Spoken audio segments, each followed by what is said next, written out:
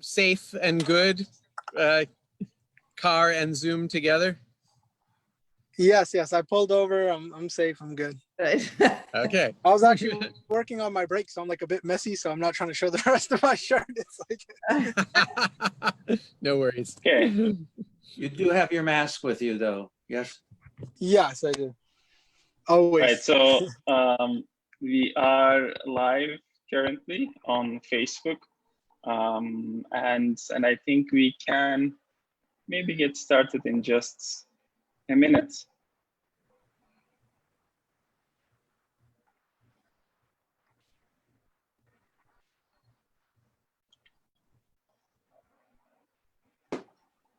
Great.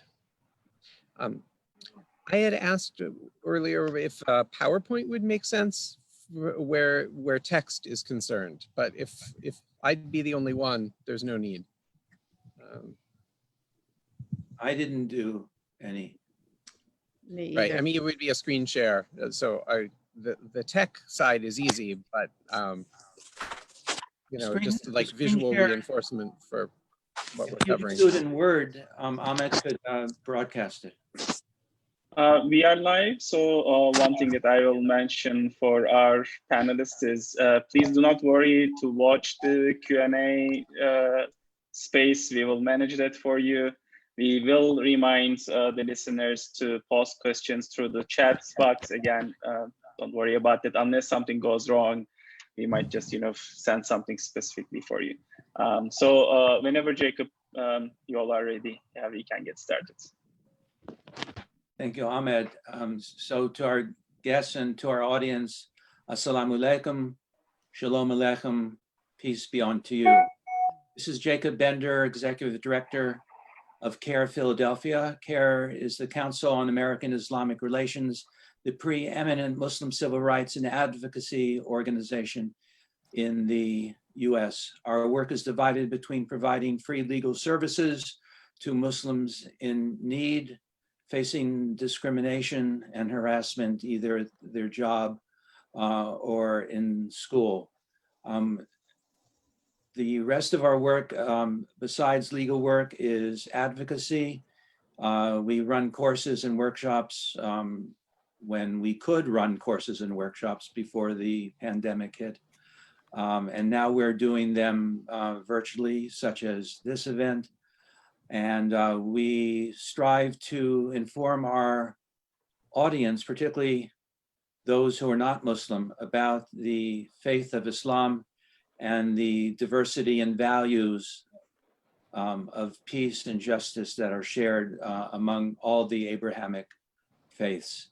So today we are dealing with the question of faith and the future. This is a interfaith webinar on the climate crisis. And I want to introduce our panelists. Reverend Martha Kirkpatrick is the Canon of the Episcopal Church in Delaware. Did I get that right? Rabbi Fred is the rabbi of Adat Shalom in Maryland, correct? Mm-hmm. And Imam Arqum Rashid is the Imam of which masjid? The Islamic Society of Central Delaware. It's known as the Dover Mosque. It's the only mosque in Dover, the only mosque from Middletown to the end of the state. So welcome all of you. So let's begin with the Imam then. How did you get involved in the climate crisis? So, I mean, for me, it first actually began with what was going on politically and just the awareness that was being spread, whether it be on social media or whatnot. And then I started reading into, what's going on, whether it be around the globe or in our country. And then I started looking into the tradition itself and seeing that there's an emphasis on protecting the climate. There's an emphasis on caring about your environment. And I know, especially in our country, we've turned almost everything into a highly political debate, whether it be climate, whether it be wearing a mask or whatever it may be. Like everything has to be a political debate somehow. But aside from that, I started reading into the importance of just looking after your environment, whether it be through worrying about the climate, whether it be through worrying about the cleanliness of the area that you live in, the cleanliness of the city that you live in, something simple as the trash that may be lying around, all the way to the extent of the effect that we have on the climate and the areas that we live in. So it's kind of a two-part for me. It did get inspired, I can say, in a certain manner, from what was going on politically in the country and what was going on in terms of awareness on social media and on these public social platforms that are there. Thank you. You brought up an interesting idea, which I want to go to Rabbi Fred now. And between stewardship and dominion, there seems one could interpret the text as contradictory. In other words, God gives humans dominion over the animals on land and in the sea and in the sky, and dominion over the land. But that could be interpreted as a laissez-faire position.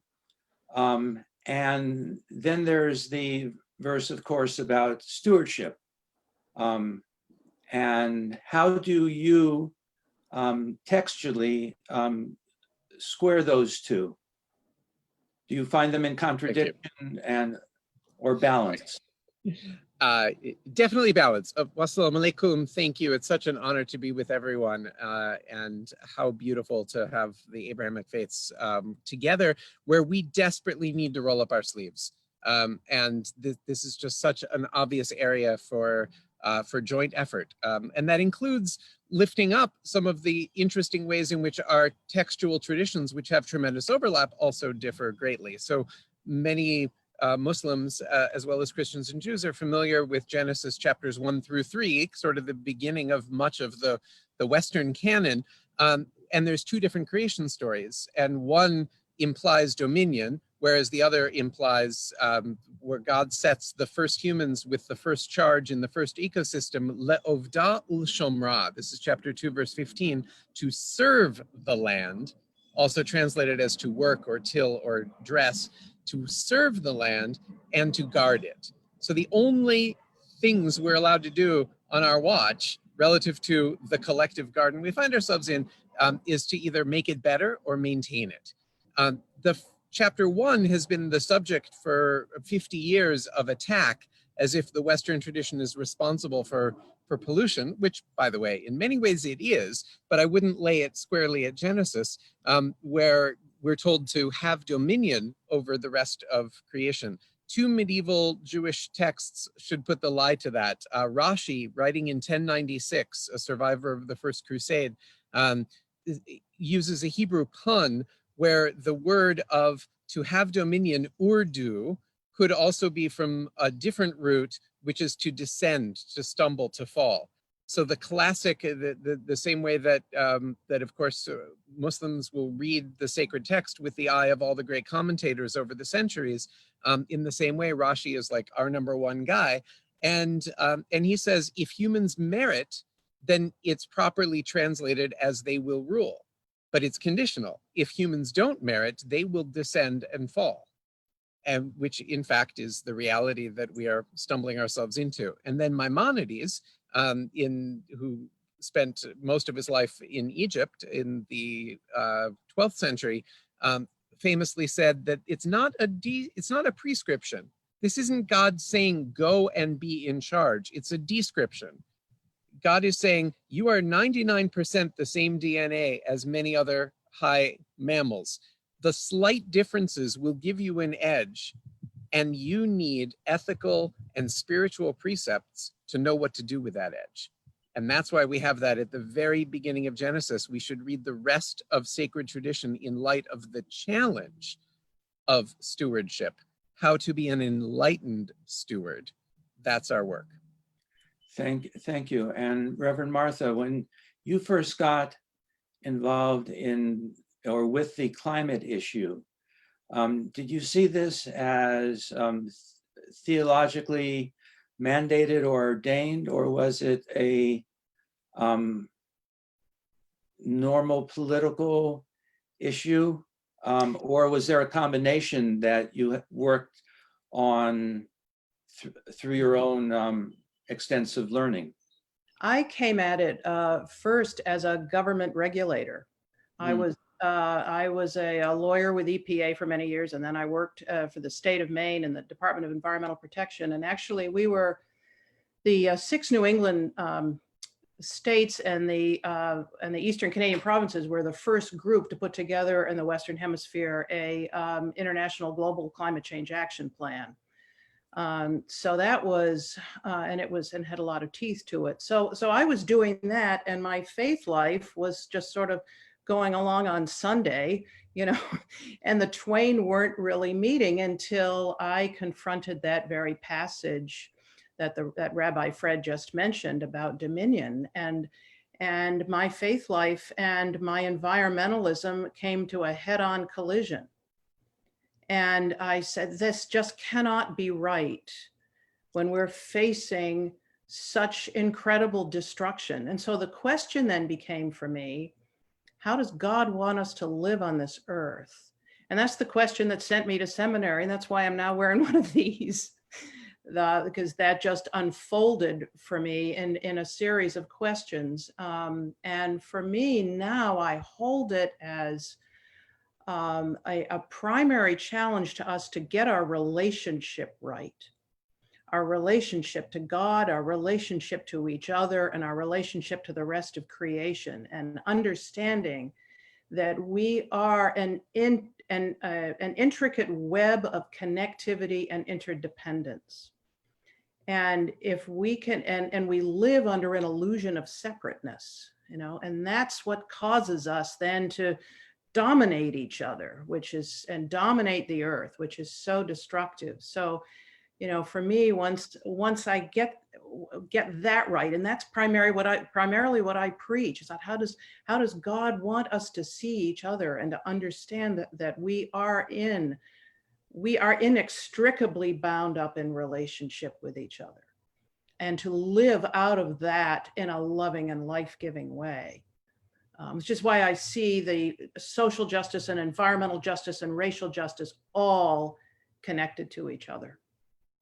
Thank you. Imam Arqum, I've been working in the Muslim community here in Philadelphia for 7 years now. It's been a great honor being CAIR's only Jewish executive director around the country. And I have been immensely moved and inspired by the hundreds of Muslims that I have worked with and met around the greater Delaware Valley. However, on occasion, I have heard people say, you know, climate, that's not an Islamic issue.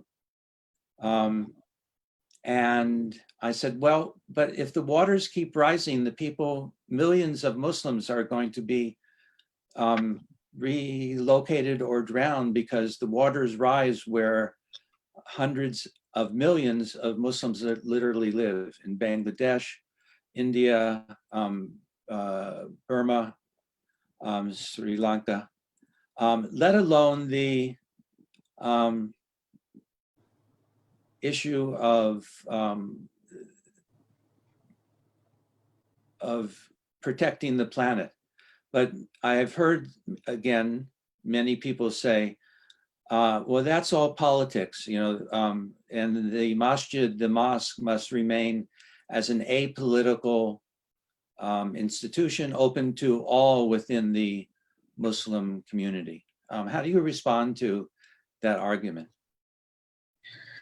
Well, I mean, there's a couple of angles that you can tackle that from. So I want to begin by saying that there are people in the community that you're going to find like that. I think it's pretty much with almost any faith. You'll find, you know, people in Christianity that would deny certain things, and people in Judaism that would deny certain things. So I think there's groups of people in every single faith that would kind of deny science or interpret their verses or their faith in a way that it denies certain realities of the world that we live in, rather than the exact opposite of that. And I think for us, for example, in our mosque, we've done sermons on the environment, on protecting the environment, on tackling those issues. And I think the most important aspect to start from is within the tradition, because there are numerous traditions of the Prophet Muhammad, which are known as hadith, that tackle and that speak on protecting our environment and caring about our environment.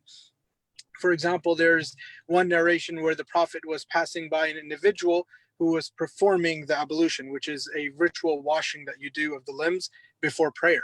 And he was performing it, and the Prophet approached him and he said, what is this waste? Like, why are you wasting water? And, he says, is there wasting in wudu? Is there wasting water when I'm performing ablution? And he says, even if you were performing it at a river where you have, flowing water, you have all the water you need, right? You're still to use the amount that you need. You're not supposed to waste. So it's a conscious mind that it shows us, the conscious mindset. There's another narration in which the Prophet Muhammad, he mentions that the lowest level of a person's faith, of a person's iman, what we call, is that they remove something harmful from the path, right? From the environment, from the area that you live in. If you see something that's harmful, that's the lowest level of faith. Now imagine even moving to the medium level of faith, or anywhere higher than the lowest, the bare minimum. Like, if you're somebody who sees trash and sees your environment dirty and does not move that, what does that tell you? That's something that, as Muslims at least, we need to reflect over, because it's in the traditions that are present.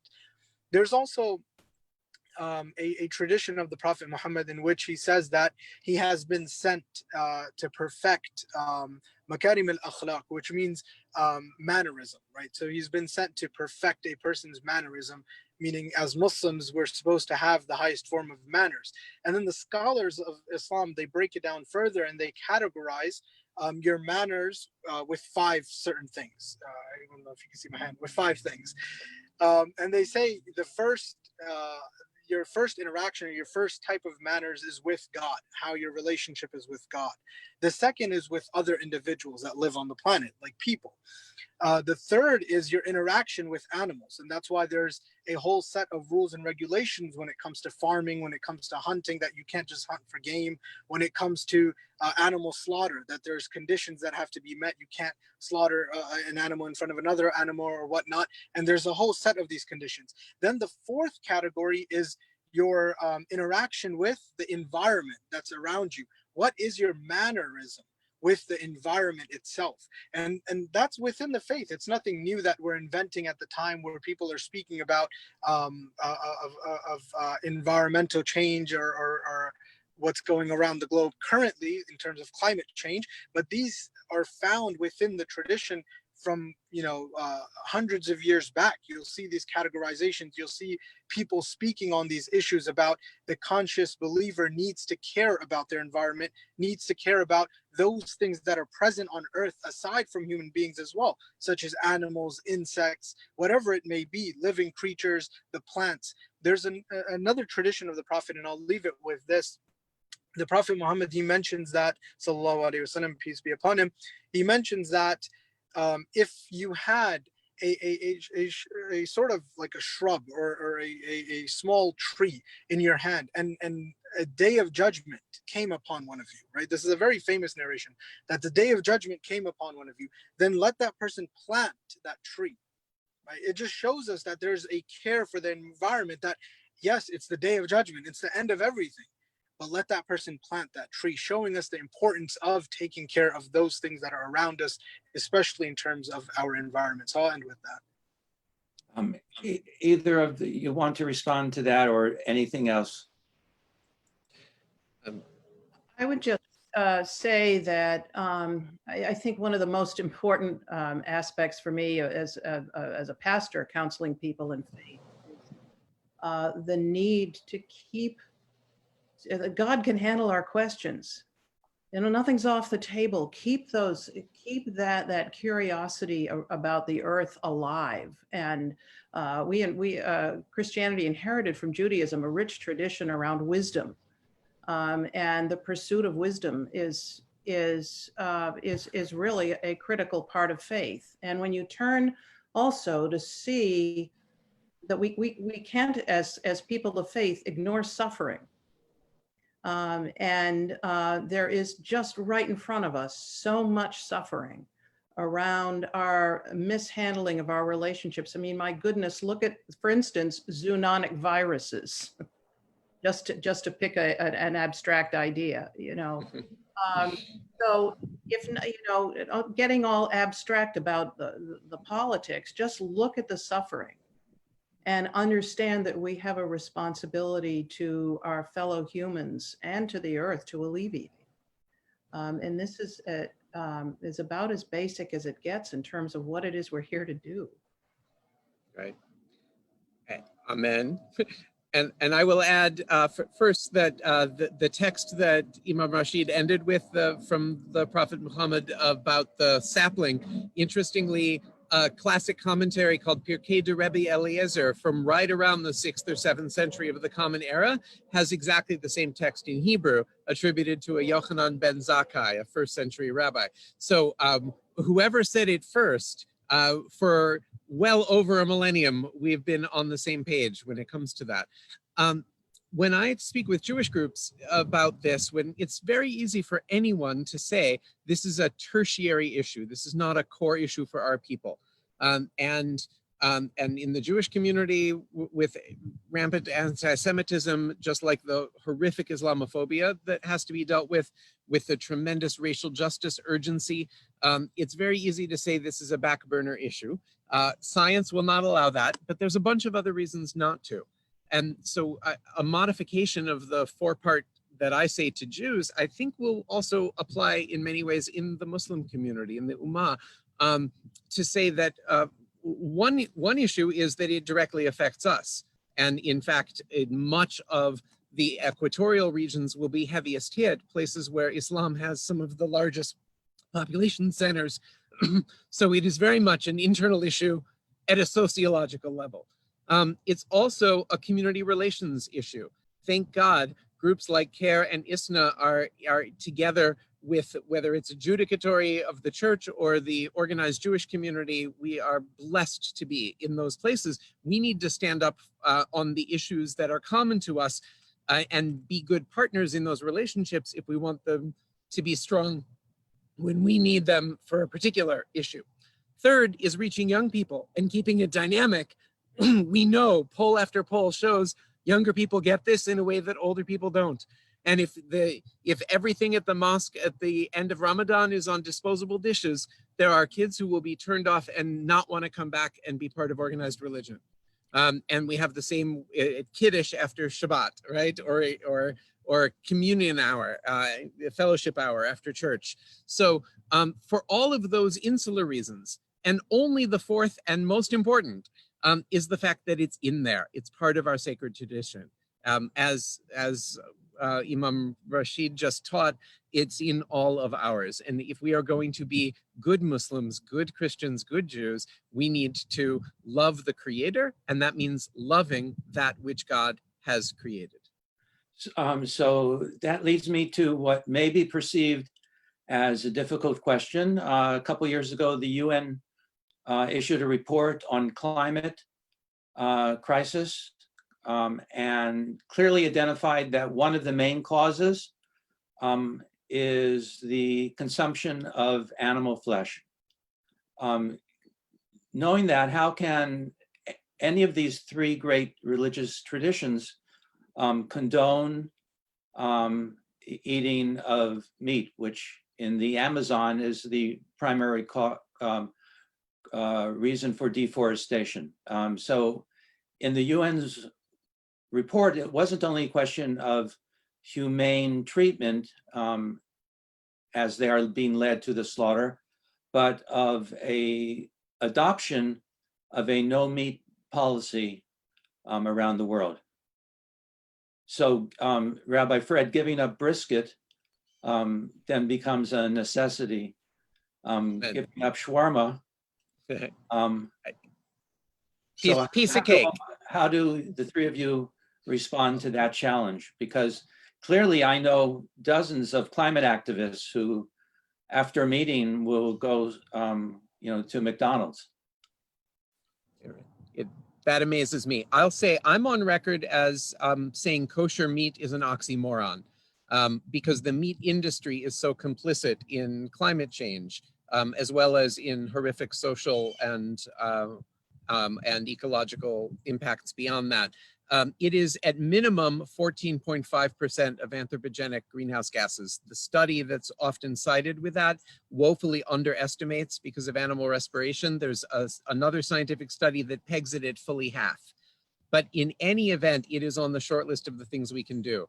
And it's so much easier to cut out an 8-ounce hamburger from your life than to do some of the other structural changes. This is something, it's a Rubicon that we have to cross. And I believe our traditions with halal and kashrut and the idea of religious discipline are actually very well poised to help us redefine this as a sacrifice in the traditional sense from sacred. We give something up because it guarantees something better. And I would much rather have a healthy world for our great-grandchildren than a burger. And if we can collectively think in those ways and channel religious tradition, then we actually can be leaders in the larger social sphere on this very important way of bringing our impact down. I will confess that this has been a challenge for me personally for a while. And the kind of thing that Paul says we do what we know we shouldn't do, and we don't do the things we know we should do. I've moved off of factory farmed animals a while ago and, moved to locally raised and humanely raised and all that. But lately this is an area that I've just really started to confront within myself, and the hypocrisy of living that. And so I can do nothing but confess and say that it's something that I'm working on. And pray for me. The rabbis say that one is not required to complete the task, but only obligated to begin what for you and many other people is a hard journey. Thank you. Imam, want to take a stab? Sure. So I'm not as familiar with the different studies that are out there, but I do think it's important to. So what we have in our tradition is a prophetic diet, which doesn't consist of meat as much as Muslims eat it, almost on a daily basis or every other day or whatnot. And it's something that Muslims around the world consume heavily. When you look at the traditional prophetic diet, it actually doesn't contain that much meat. It does contain meat, so it's not a vegetarian diet. So it does have meat in there. And there's reward in animal sacrifice and distributing meat to those in need or whatnot. So it's not a vegetarian religion in that sense. But at the same time, there's a huge gap between what we consume now, which is heavily meat-based diets, versus what the Prophet Muhammad consumed, which, any reading through the traditions can show that it's not a heavily meat-based diet. Rather, it's a mixed diet. There's a balance in there. There's a lot of other aspects that are present in that diet aside from just meat or whatnot. So I think falling towards that prophetic diet for us as Muslims, at least, would be a step in the right direction. I'm not sure because I haven't looked into any of the studies based on this, but I'm not sure what type of drastic steps that we'd need to take as a community and advocate for. So I can't really comment too much into it. Moving on, one question is, what programs are you involved in your three congregations and movements that have proven successful? in helping to reduce waste, raising consciousness about the issue of climate crisis. Any of you, Reverend Martha, why don't you start? I have felt for a long time that my calling in this work is to help Christians orient themselves in their faith life. So I would say I do more inreach than outreach. And one of the ways that we've done that is when I was the rector of St. Barnabas, we had a creation season for 5 Sundays in the fall, where we would, all our readings were around the relationship with creation. And we explored stewardship, and we explored what we refer to in Christianity as the cosmic Christ, which is this notion that every particle of matter is shot through with spirit, and that God is bringing all of us into fullness, into that fullness of being, where we are all one, and that's part. So my work is really to help people see that, not make it a one-off or, as Rabbi Fred said, some little tangential issue in there, but to really bring it as fully as I can into people's faith consciousness as an integral way in which they understand who they are and who they are who they are in God. And as that happens, then, and that people get their relationships right, then things start to unfold and people start to reach out and make those connections and do that work. And the youth group will start a vegetable garden in the churchyard and will use it to feed the hungry. And people will start paying attention to the waste that they're consuming. And we start looking more deeply at how we can reduce our greenhouse gas emissions. So that's mainly been my focus, is to help people really integrate it deeply into their faith. Rabbi Fred? So my real claim to fame in this context, I'm on the national board of Interfaith Power and Light, and the Delaware chapter, I believe, is a co-sponsor, and the Pennsylvania chapter is incredibly active and wonderful and does vital work. So there is incredible modeling being done in individual masjids all over the country and all over the world, because at a faith formation level, Camden and Karachi are directly connected. But when it comes to a speaker, then, someone's coming to South Jersey, they can be shared with the church and the masjid. Or, just working with PICO, for those of you who are in that catchment area for the utility, working around rebates and incentives, coming together in Harrisburg or Dover or elsewhere to advocate for a renewable portfolio standard, people of faith getting involved at every level. So it starts with something as simple as, how can our house of worship save money by doing an energy audit? How can we live out our principles a little more thoroughly? And then how can we incentivize other communities to do that? So the work is happening in religious education. It's happening in sermons and faith formation. It's happening in grounds management and stewardship. Apply fewer or no pesticides, plant a garden, plant a wild pollinator garden, instead of grass. And of course, the building itself with energy efficiency, solar panels, etc. And you want to know how to put solar panels on your masjid? Ask the church or the synagogue that did it first. And in some cases, it's the mosque that did it first, and it's the gurdwara or the temple that's coming to the mosque. We are truly in it together, and Interfaith Power and Light should be the first stop in the journey of what can we do next and who can we do it with. Yeah.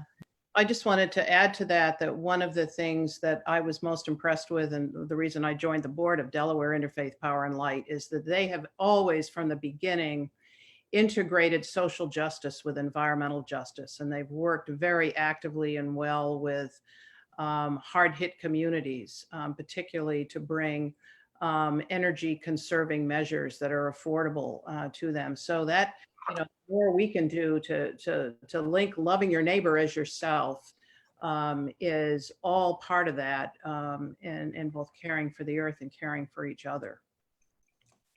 Imam, what sort of actions are you trying to have been done at the mosque, and what are some future plans that you have? So in terms of what, I mean, we don't do anything drastic, to be very, honest. We do recycle. That's one thing that we try to do. We did switch our larger water bottles for smaller ones and things like that, like smaller ideas. We did install a water fountain to preserve or not use as many water bottles instead. So there's smaller measures that we did on a personal community level.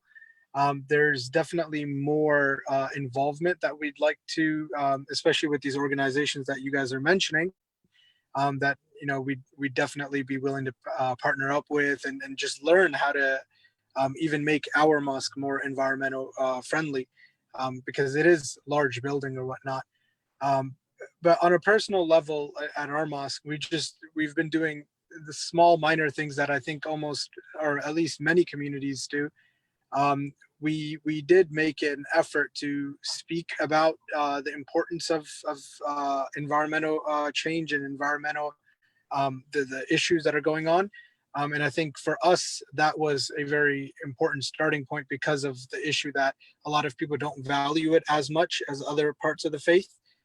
So just raising that awareness, connecting people back to their faith and in terms of the importance of our environment or whatnot.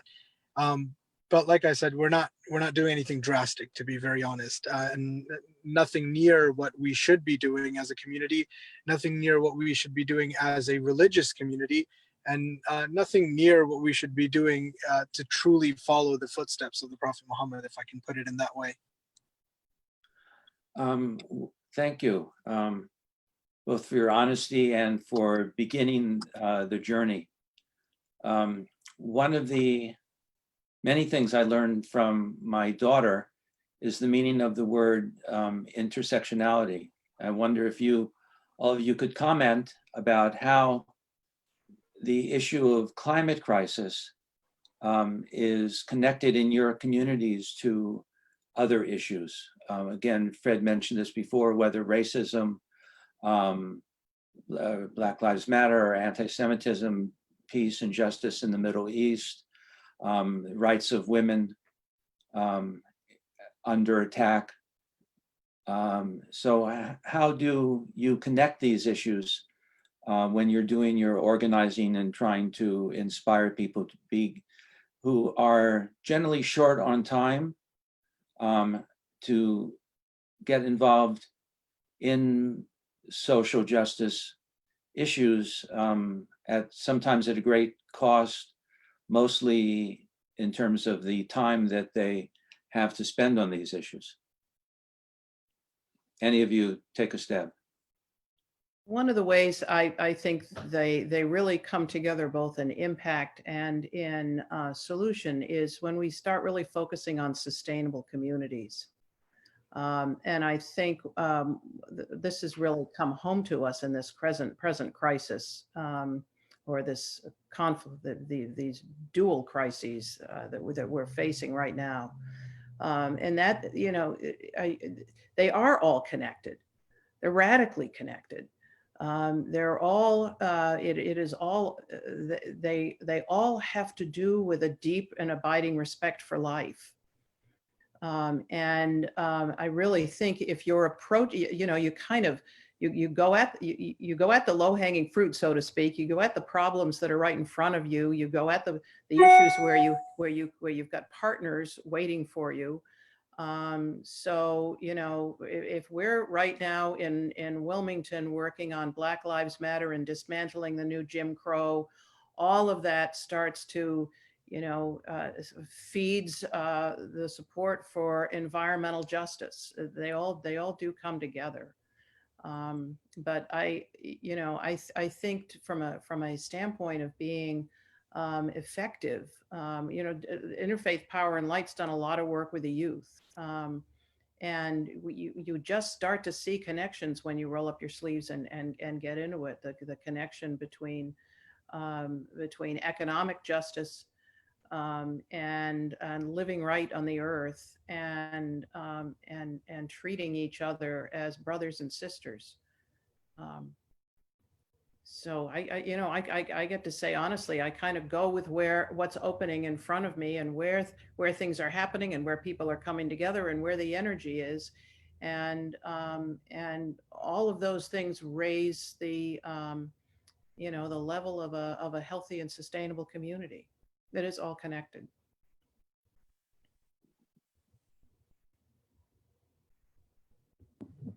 So I do believe this is the ultimate intersectional issue. You care about poverty, you have to care about climate, and vice versa. You care about women's empowerment, vice versa.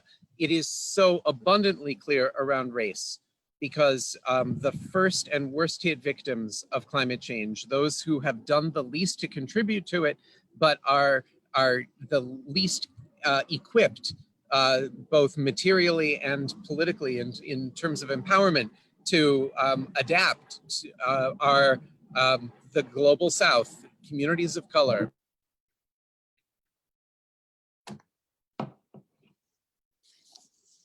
Oh, Fred, come back. Fred, I think froze. Yes, I think we lost Rabbi Fred there for a second. I'll use this opportunity to bring on the Faisal, another fellow board member of Reverend Martha at Delaware Interfaith Power and Light, just for him also to join us for this Q&A portion. Jacob, there are 2 active questions in the Q&A section. But Rabbi Fred, I think his connection is, it seems like it's his connection. We'll watch to see if he's joining us back. And also we have somebody from Sunrise. Could they go, Sunrise Movement, could they go online as well? I don't see the 2 questions. Do you have access to them? Sure. The 2 questions, one I think is partially answered, was the question around, what could be the practical steps. We have Rabbi Fred back with us. You're on mute, Rabbi Fred. Sorry. My power died on the laptop, so I'm dialing back in on a cell phone. So sorry. Wonderful. Mid-thought. All right. No. Thank you. Do you want to continue from where you left off before we move to the questions? Oh, just pop me back in while someone else is talking. I'll come back to it if it's relevant. Yeah.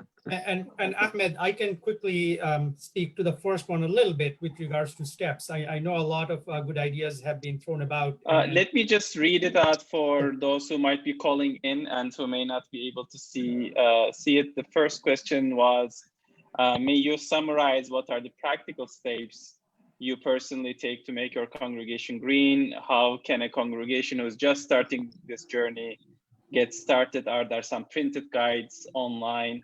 I think many of you spoke to the aspects of this, but I think it's also relevant, especially for congregations who may find this issue maybe not the top of their priority list, and maybe the cost is creating question marks. So if there are any tips, we'll appreciate that. Yeah, Ahmed, I think the one thing I will mention is if you're really starting from scratch, you don't have to go on this journey alone, right? So as Rabbi Fred mentioned and Martha alluded to earlier, if there is a local chapter of Interfaith Power and Light, you can reach out to them and they will have all kinds of guide to get you started, right? So, and I'll give you the example that we use at Islamic Society of Delaware. As Imam Arqum mentioned,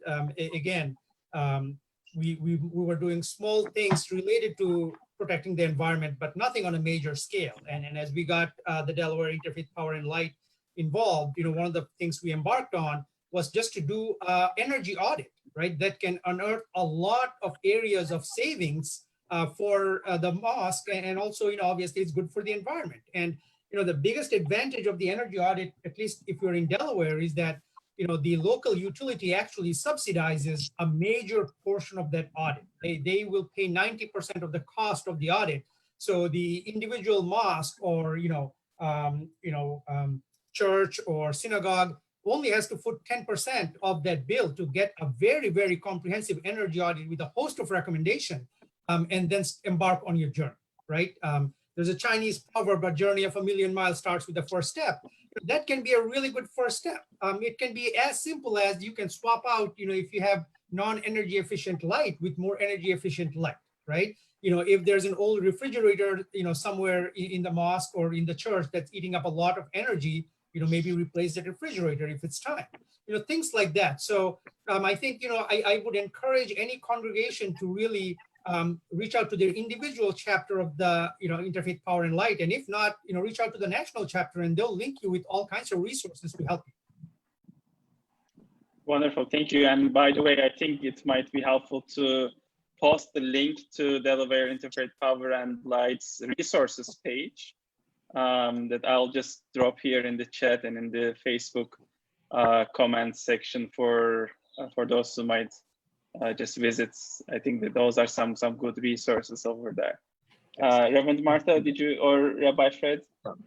I just want to add PAIPL.org for Pennsylvania, which is very active in Southeast, as well as other of the state who are north of the circular border. So it really, and sometimes you just find that there are, things like that ubiquitous church coffee pot that is running 24/7 and is chewing up all sorts of energy. Turn the thing off, Sure. Or you have your coffee pot running when you have your dishwasher going, and suddenly you've flipped yourself into the higher energy consumption and your bill is jumped, So I can't endorse those energy audits highly enough. They're just a wonderful way of just knowing what's going on, and as Faisal said, there's great information on there, and putting together a green team, how to get yourself organized around environmental and climate change issues. There's lots of good stuff out there. Wonderful. So both of those pages are now posted. Imam Arqum, if you are with us, there's a question for you.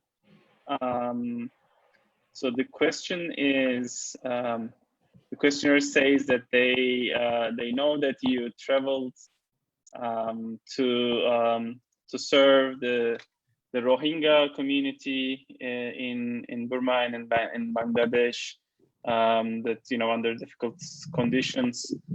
So the questioner is asking if you've witnessed any aspect of environmental issues sort of making life already difficult for these persecuted populations. I mean, I think there's plenty of environmental issues that are making life difficult for them. To start, they don't have clean water, so there's no clean water. They have a certain river that runs down, and just the sight of it, when you see this happening, they drink from the same water source. They bathe in the same water source. They clean everything they have or whatever they have in the same water source. And it's really sad because water is a basic necessity. But their daily life and what's on their mind is just survival of the next hour, survival of the next. We've visited so many of their houses or their tents, what they have, and there's nothing inside. There's no food for dinner. There's no food for the next day. They're just waiting on the next portion that they get. But there's a lot of environmental issues. There's a lot of, humanitarian issues that are there, even on top of just the fact that there's no clean water, that they're all cramped together in small areas.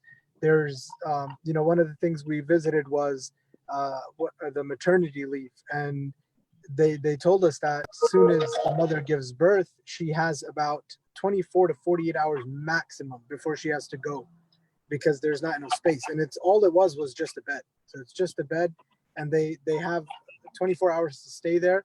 And then they have to walk with their newborn up these hills. There's no, paths that are actually constructed. It's just made paths in between, sometimes through water, they're going up. And it was difficult for us as a group to even get to some of those areas. Like, we were huffing and puffing by halfway. So just to imagine that, these women have to cross that just to get back to where they are, because there's not space for them to stay there. There's, plenty. Like I can constantly keep naming issues that are there that they're facing, but environmental issues are certainly there in terms of what they're provided, what they have, especially with water, because I think that's a basic necessity that somebody needs to survive. Yeah. We are now joined by a student activist at Mills College in the Sunrise Movement, presenting Dahlia. Could you tell us something about the Sunrise Movement and what sort of activities they do? Yeah, for sure. Hi. So the Sunrise Movement is a movement of young people coming together to create millions of good jobs and stop climate change in the process, specifically through the Green New Deal, and just really coming at the climate crisis from an urgent lens, because we're the ones who are gonna inhabit this mess, and just recognizing especially how the forces of white supremacy and colonialism are the root causes of the climate crisis. How are people recruited for the Sunrise Movement, and what is the sort of internal organization of this particular group? Because I've heard many interesting things about it. We recruit from anywhere. First, our friends. That's how I was brought into this. Someone at my school also was organizing around the climate march that happened earlier in the year, and we wanted to get more students involved. So as soon as you become a hub, anyone can create under 30 in their area. As soon as you become a hub, you get linked into the whole Sunrise Movement, like interior systems, which are so supportive. And I mean, we have like weekly calls, and when quarantine wasn't a thing, we had potlucks together, and just working in service of sustainability also means that our movement has to be sustainable. So really taking care of everyone there, everyone's needs, and knowing that climate crisis will affect everyone, but it will affect everyone differently. And the most marginalized people will be affected first. Thank you. In the chat, everyone can see the web page. Dahlia, is that the correct? Yeah, that's okay. Perfect. Yeah, our leadership is all youth, but I mean, the action that has been the most useful during quarantine is, I mean, everything had to be transferred to online. And so Sunrise endorses candidates from different local elections all around the country, and we phone bank for them. And there was a really good article, I think it was in The Guardian, of how phone banking teens are changing the congressional makeup, because we have formed an enormous network. I remember being on the first weekly call and just being so surprised to see hundreds of people on it. And that's the regular. And so we got Jamal Bowman in Congress from New York's district. We got someone in Ohio. Sadly, we lost with Charles Booker. We also are on a climate advisory board for the Biden campaign. Our founder and leader, Varshini Parkatosh, has been nominated to that, not because we politely asked, but because we showed up at a lot of Biden things and yelled and screamed about it and made sure he would listen and know that we are a huge voting bloc and that he needs to invest in our future, because we only have 10 years to change it. This is not just an issue that can be solved with recycling. It's really disrupting capitalism and disrupting the systems that are in place that make the destruction of our land possible. And we're pulling in all the forces to do that. Wonderful. Dalia, there is a question in the Q&A section. I think this is for you. The question is, what could the role of the older generation be within the Sunrise movement? So what could we all do over here? Yeah, I think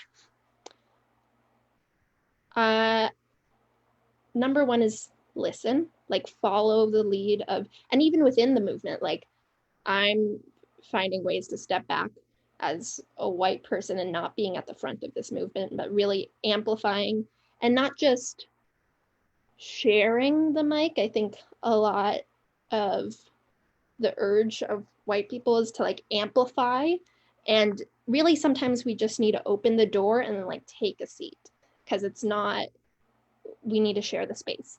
And so the same goes with older folks, but knowing that your role is vital. And if you know someone who's like, I don't really understand the point of the Green New Deal, talk to them about it. I mean, it's not like, this movement starts with a group of friends. We don't go really far out of our circles at first to make the change. I mean, you can have those really uncomfortable, difficult conversations with the people that are closest to you, because they'll listen.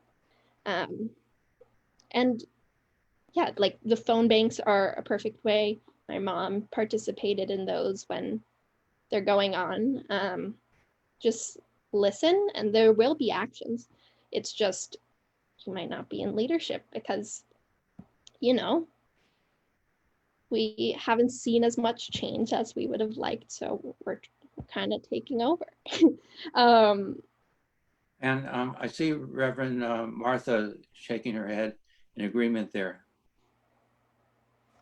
Yeah, I would, it's just echoing so much of, you know, my own inner work is to recognize, particularly in the Black Lives Matter movement, that I'm, you know, I'm there to be at the protest, but at the back of the line, so to speak. And that often reporters will come up to somebody like me with a collar on and say, what do you think? And my role is, I think you ought to go talk to so-and-so. So I think, you know, Dalia is just really, that's just resonating with me a lot, to just, you know, it's not necessarily my role to be out in front. And that's a lot of the part of the learning that goes with being in solidarity and being in partnership with listening. Yeah. Thank you. That's, I mean, that's the work. And it's, I think, even in our personal lives, like we make the most growth in those uncomfortable places where we feel called out and we're like, oh, this feels uncomfortable. And that's because, you know, our white supremacy is showing, and, or, you know, all of our other internal biases. Like, you know, Black Lives Matter also has been, sometimes we value the death of Black men over women. I mean, Breonna Taylor's cops, I won't get off topic too much, but her murderers are still on the loose. So just recognizing in each of the places, like if you're advocating for Black lives, like Black people aren't a monolith. Like there's queer people, there's women, there's like all sorts of identities that fall under Black lives. And we aren't fighting for Black lives if we're only fighting for Black men. We aren't fighting against the climate crisis if we are only fighting when our water is disrupted, because Flint, Michigan has been disrupted for many years. We weren't activated until a little Swedish girl started coming onto all our screens. People have been doing this work forever. It's just who we listen to and who is consumed the most.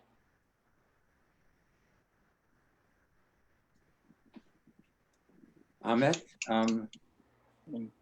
Thank you for that. We don't have follow-ups currently. We're at the 1 hour mark. Okay, so if anyone has any concluding remarks, what happened to our Imam? I think he is with us, but his Camera. video is currently off. I'm Ah. here. I'm here. Wow. Yeah. So I think, Jacob, not necessarily a closing comment, but Dahlia, thank you for enlightening us about the Sunrise Movement, because I know I've been having conversations in different places where, if you're a religious institution, it's always difficult. Well, I should say always. Sometimes difficult to get our youth involved, right? And to the extent that they are passionate about things like the environment and the climate crisis, I mean, then those can be the common bridges that we can build on to get them more actively involved in your houses of worship for a cause that obviously everyone is believing, right? I mean, I think we all agree that the younger generation has a lot more energy and passion for certain things, and we should definitely take advantage of that, right? So that we can channel that energy for the greater good, so to speak. Yeah, and I just say to that, yoga is not a religious community, but it sometimes like operates in this spiritual place where politics feel like what place do they have? And I'm a yoga teacher, so I've also encountered that, and I think just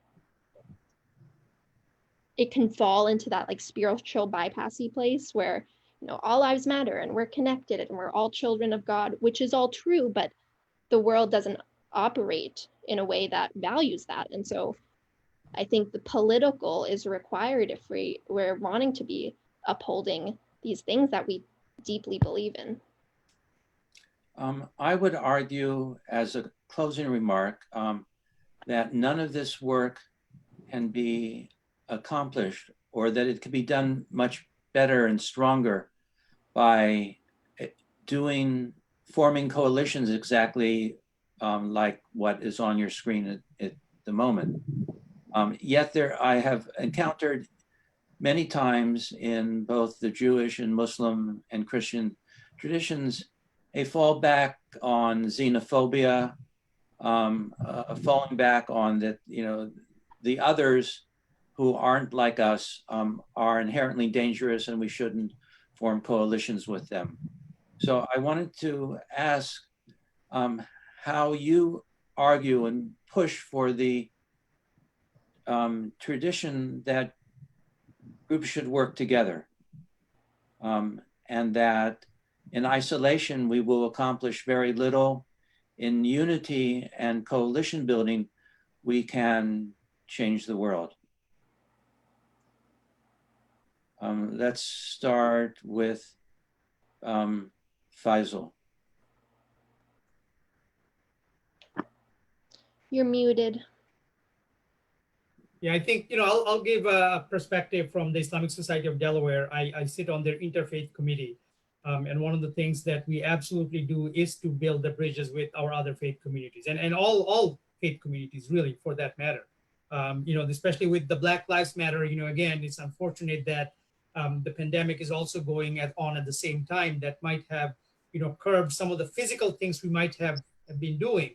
But that has not stopped us from, lending our support, both physically and on the virtual platform too, right? We hosted multiple, interfaith panels where we brought leaders of faith to talk about the issues, and not just about Black Lives Matter, but, the whole issue around social justice, right? I think one thing we all know is that it's really hard to move a boulder uphill if it's just you. And if you have other, friends helping you in that regard, you will be able to accomplish that faster. So we have a long history of collaborating very closely with our other faith partners, all across Delaware, right? Southern Delaware, middle of Delaware, and obviously the northern part of Delaware on a variety of things related to social justice as well as environmental issues, and tackling other things like Islamophobia and things like that. You may recall that a couple of years ago, obviously we had that Muslim ban, and we were grateful for our interfaith partners, our Jewish synagogues and the churches were the first people to go and protest at Philadelphia airport, right? And it was very, very, empowering for us to see that, all our brothers and sisters were there with us and we were not doing something completely on our own. So I can't stress the importance of interfaith dialogue and, more importantly, interfaith action on a variety of issues and challenges that we are facing as a nation and throughout the world for that matter.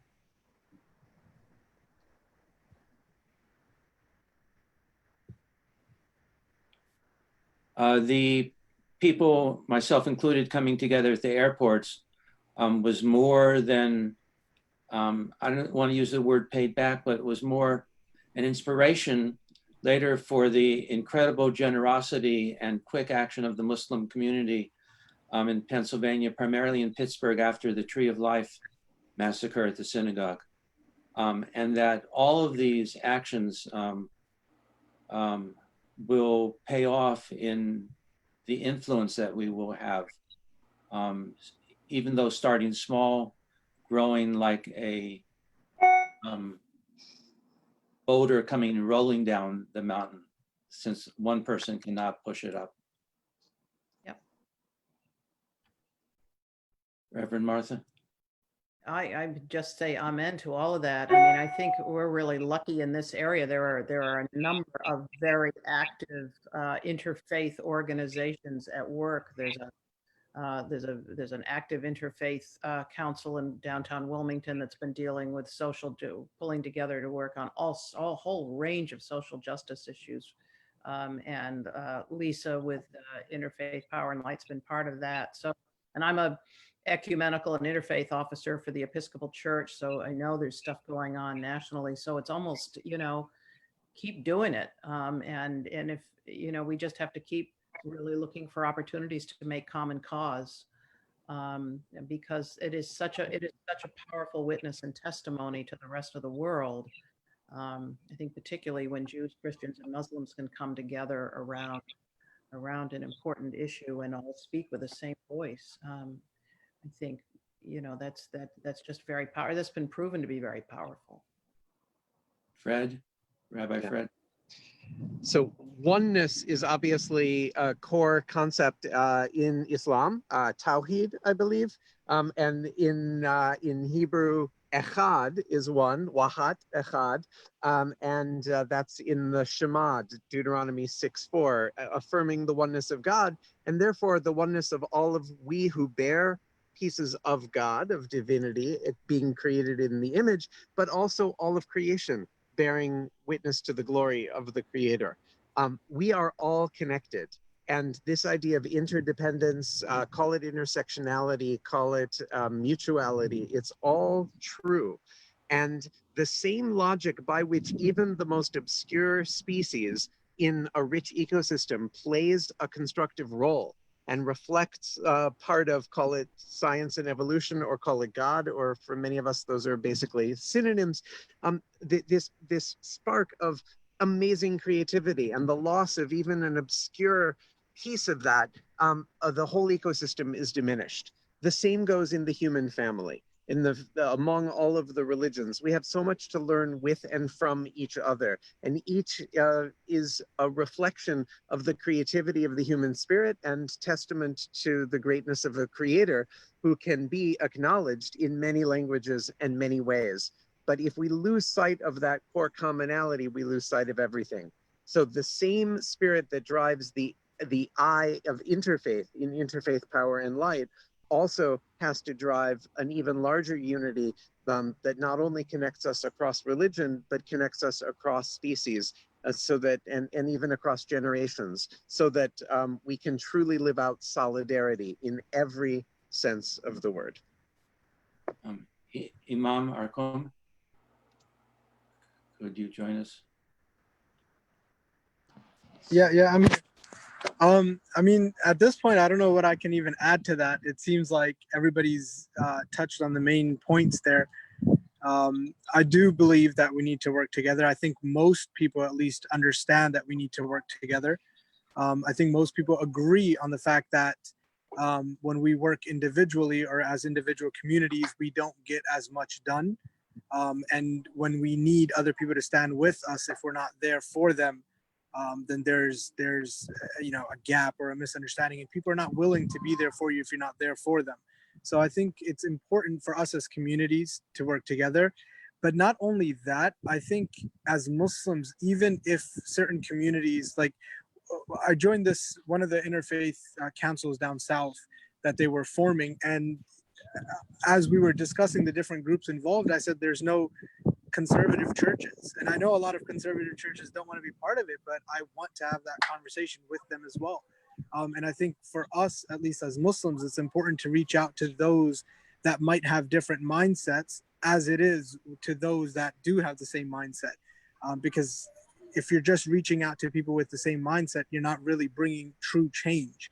Whereas when you reach out to people who might think differently, who might not view something in a manner, who might not view something to be true or real, through those conversations with real people, I think it can implement a change within themselves, within those communities.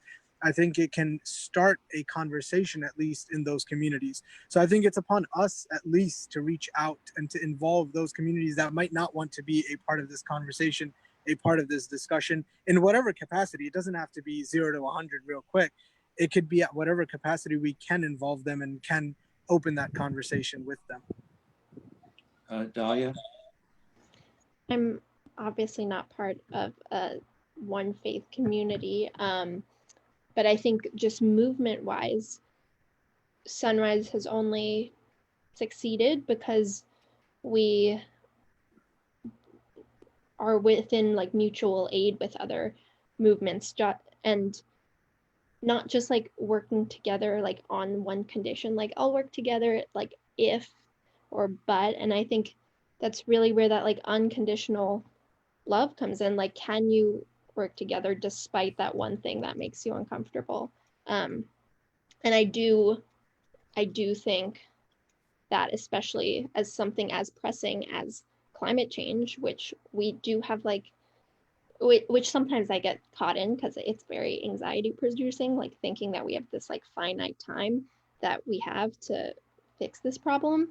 But like when the protests broke out after Breonna Taylor and George Floyd and Ahmaud Arbery, we took a pause. Like we didn't do anything for Sunrise specifically because that was what white supremacy was more life-threatening than climate change right now. And sometimes I think the leaders of climate change, or as it appears, is very white. So it feels like it's the thing that I feel most connected to that like could lead to really harmful situations. But for a lot of people, there's more daily things that feel more pressing. And so as a movement, we recognize that. And sometimes we need to step back and support the thing that is most pressing. So just really not only working together, but like showing up when one needs it the most. Thank you. Amit? Thank you. I'll just draw everyone's attention to a few resources that I just posted in the chat. Please check out the website of Delaware Interfaith Power and Light and seek out the community conversations. And you can sign up for the newsletters from Delaware Interfaith Power and Light at the link. And you can sign up for the CAIR-Philadelphia newsletters on our webpage. And I want to thank you all. I learned a lot. May God bless and facilitate your work in this path. Thank you, everyone. It was a real honor and pleasure doing this conversation. Stay tuned for more CAIR-Philadelphia webinars. Next Thursday, will be a surprise guest. So, Assalamu alaikum, Shalom alaikum, peace be unto all of you. Thank you. Thank you.